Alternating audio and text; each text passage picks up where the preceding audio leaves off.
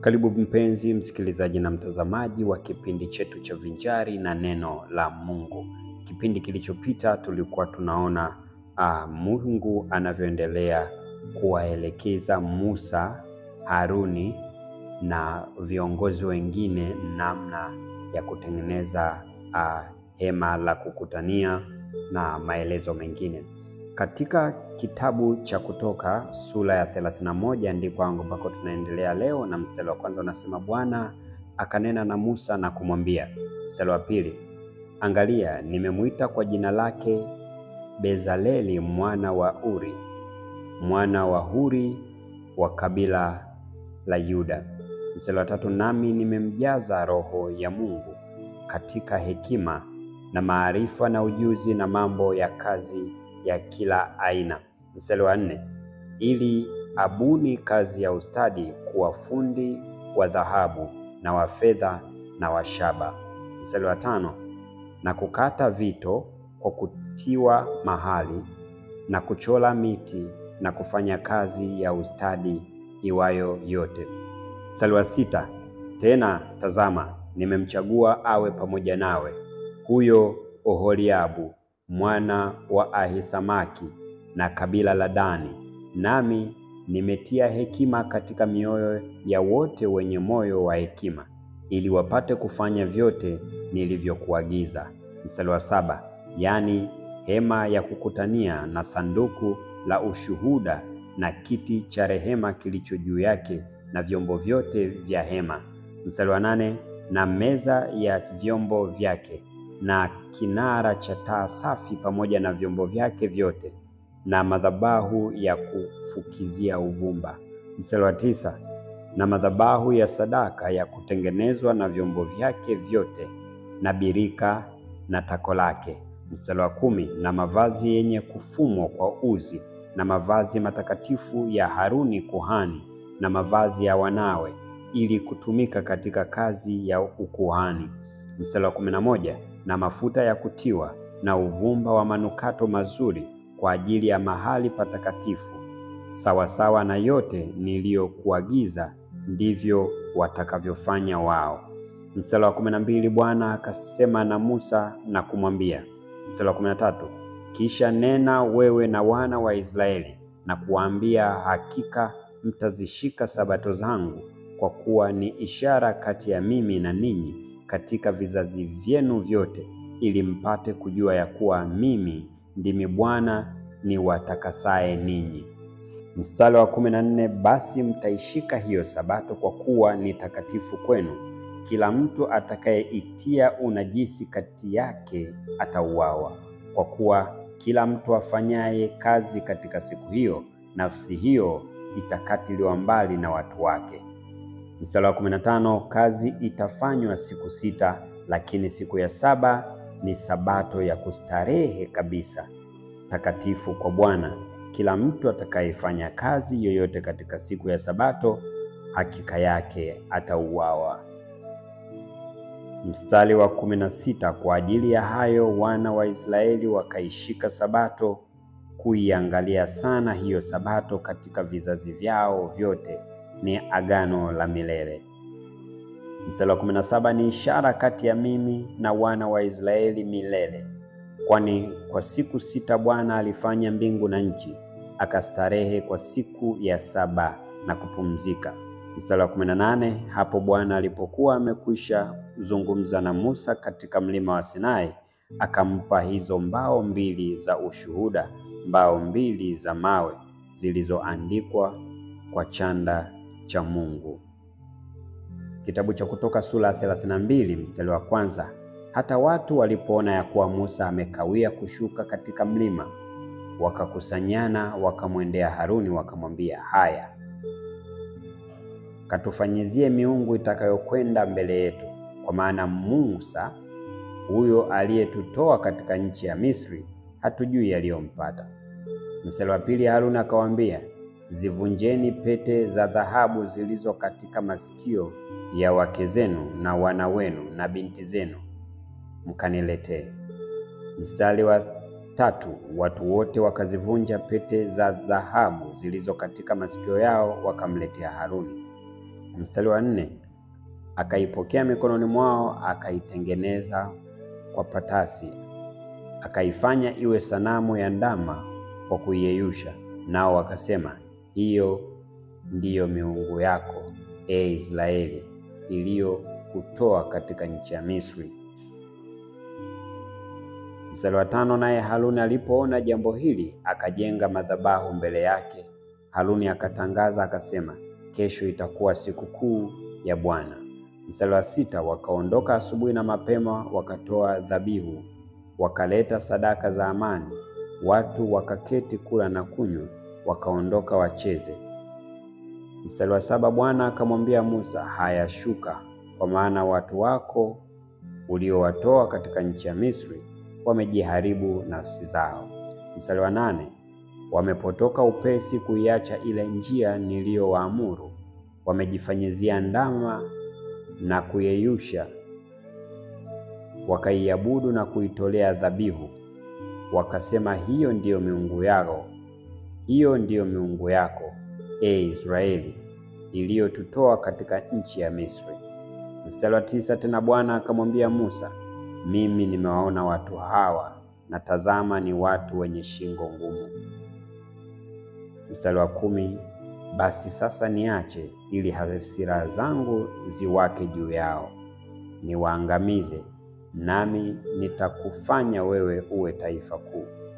Mstari wa 11, Musa akamsihi sana Bwana Mungu wake na kusema, Bwana, kwa nini hasira zako kuwaka juu ya watu wako uliowaleta kutoka nchi ya Misri kwa uweza mkuu na kwa mkono wenye nguvu?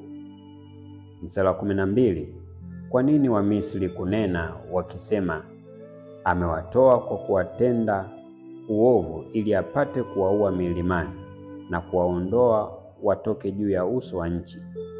Geuka katika hasira yako kali, ugaili uovu huu ulionao juu ya watu wako.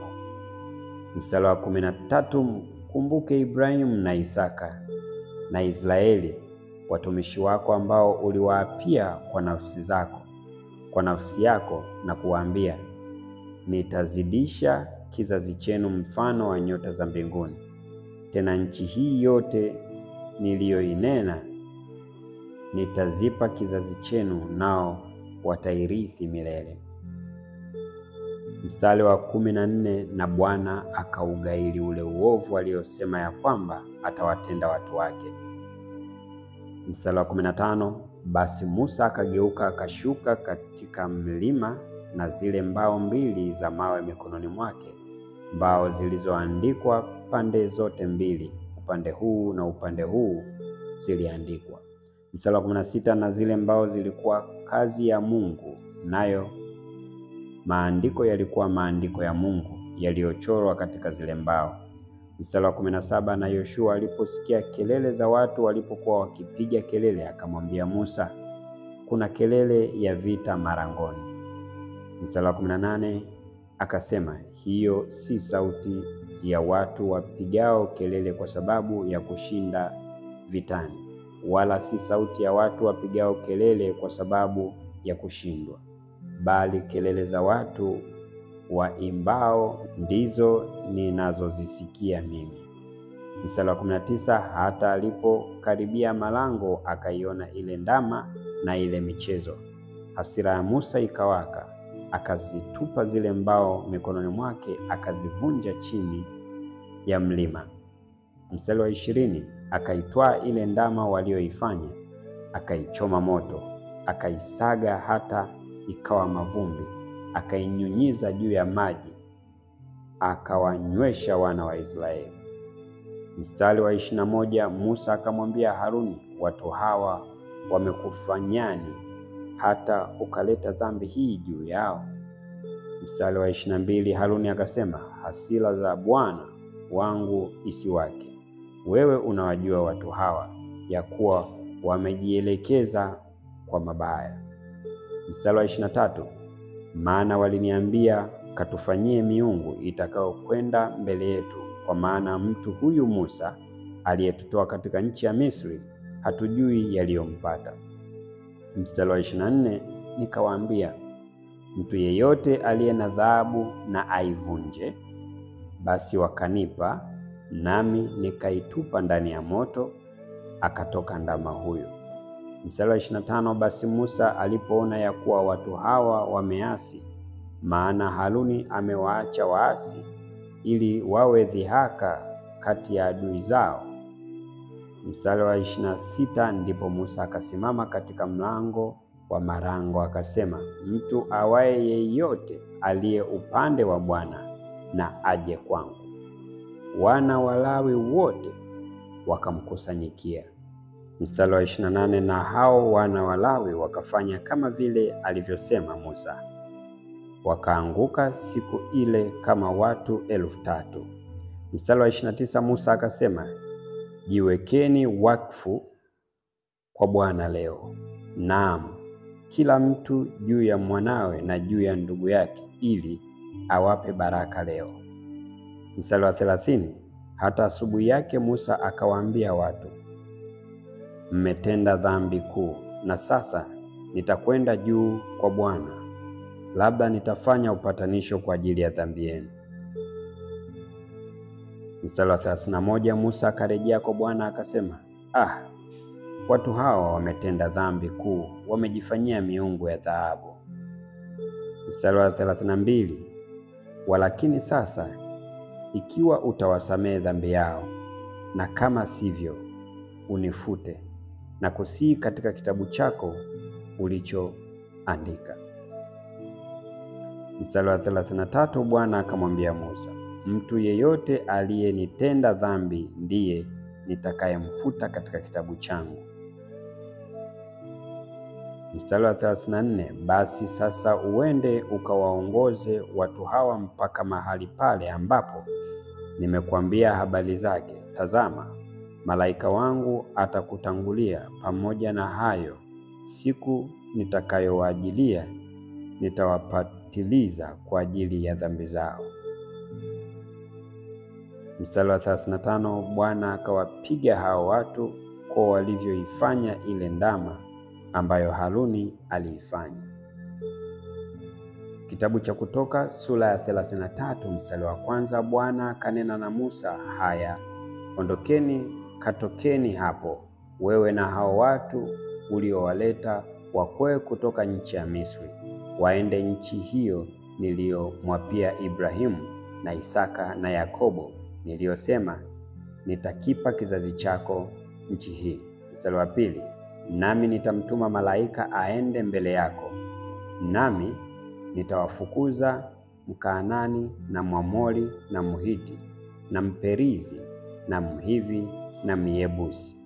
Mstari wa 3, waifikirie nchi imiminikayo maziwa na asali, kwa maana mimi sitakwenda kati yenu, kwa sababu ninyi ni watu wenye shingo ngumu, nisiwaangamize ninyi katika njia. Mstari wa 4, watu waliposikia habari hizo mbaya wakaomboleza, wala hapana mtu aliyevaa vyombo vyake vya uzuri. Mstari wa 5, Bwana akamwambia Musa, waambie wana wa Israeli, ninyi ni watu wenye shingo ngumu. Kama mimi nikiingia kati yenu dakika moja, nitawaangamiza. Basi sasa vueni vyombo vyenu vya uzuri, ili nipate kujua nitakalowatenda. Mstari wa 6, basi wana wa Israeli wakavua vyombo vyao vyote vya uzuri tangu mlima wa Horebu na mbele. Mstari wa 7, basi desturi ya Musa ilikuwa kuitwaa ile hema na kuikita nje ya marango, mbali na hayo marango akaiita hema la kukutania.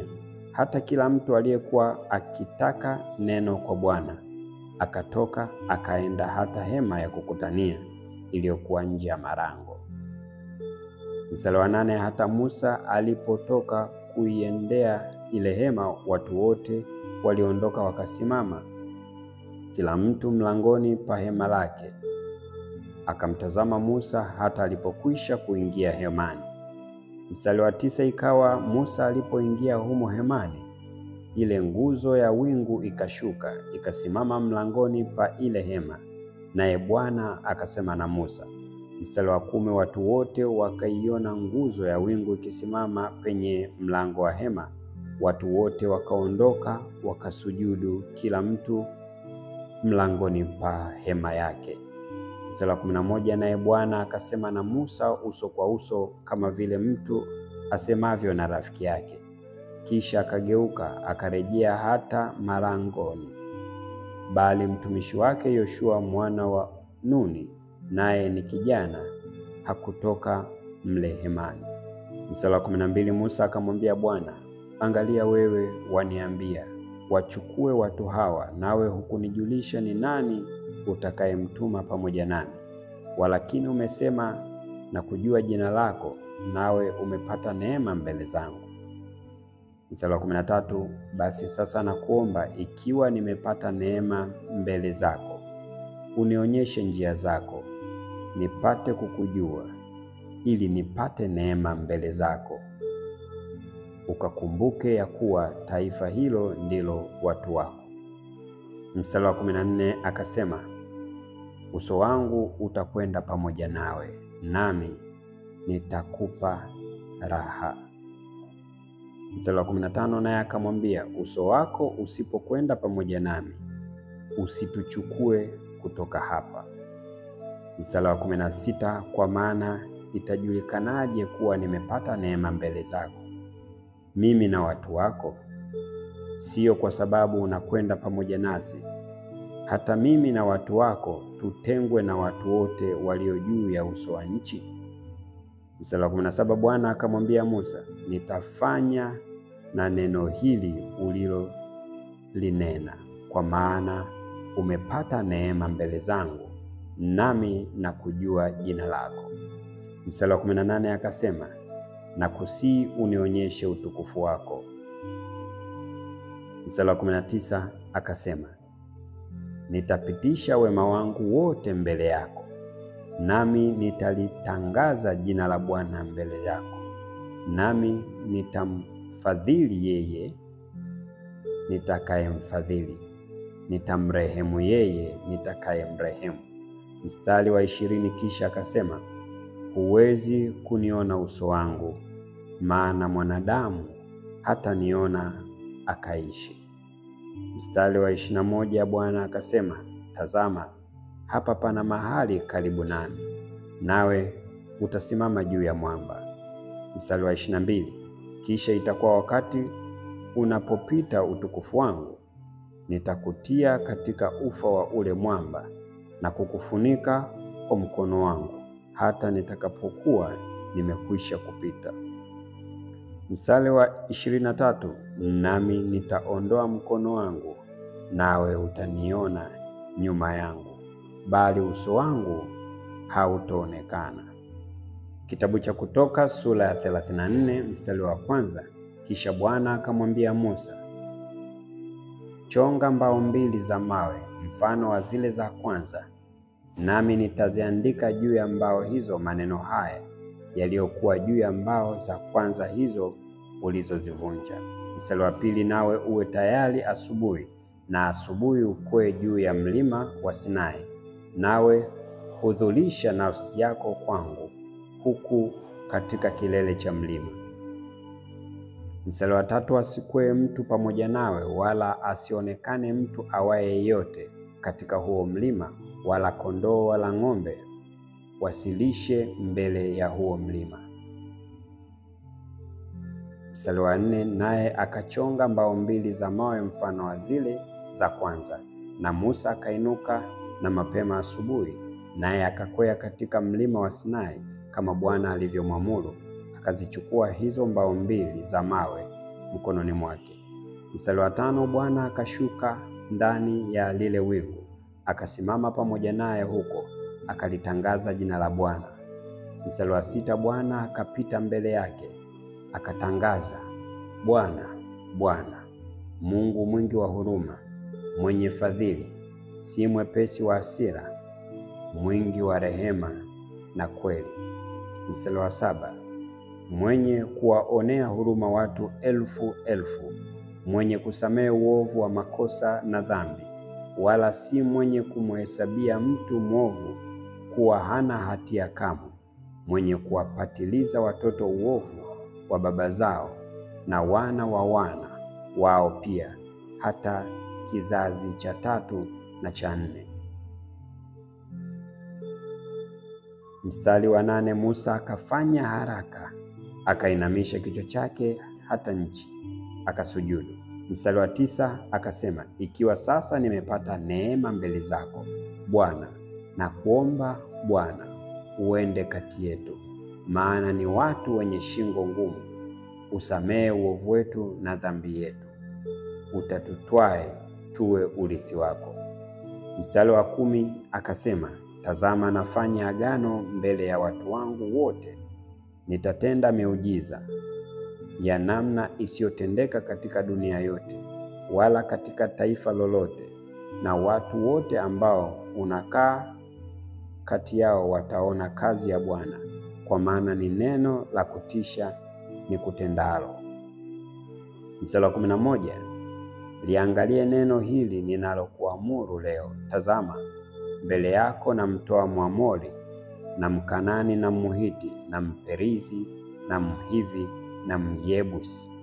Mstari wa 12, ujihadhari nafsi yako, usije ukafanya agano na wenyeji wa nchi ile unayoiendea, lisiwe mtego katikati yako. Mstari wa 13, bali utabomoa madhabahu zao na kuvunja nguzo zao na kuyakatakata maashera yao. Mstari wa 14, maana hutamwabudu Mungu mwingine, kwa kuwa Bwana ambaye jina lake ni mwenye wivu ni Mungu mwenye wivu.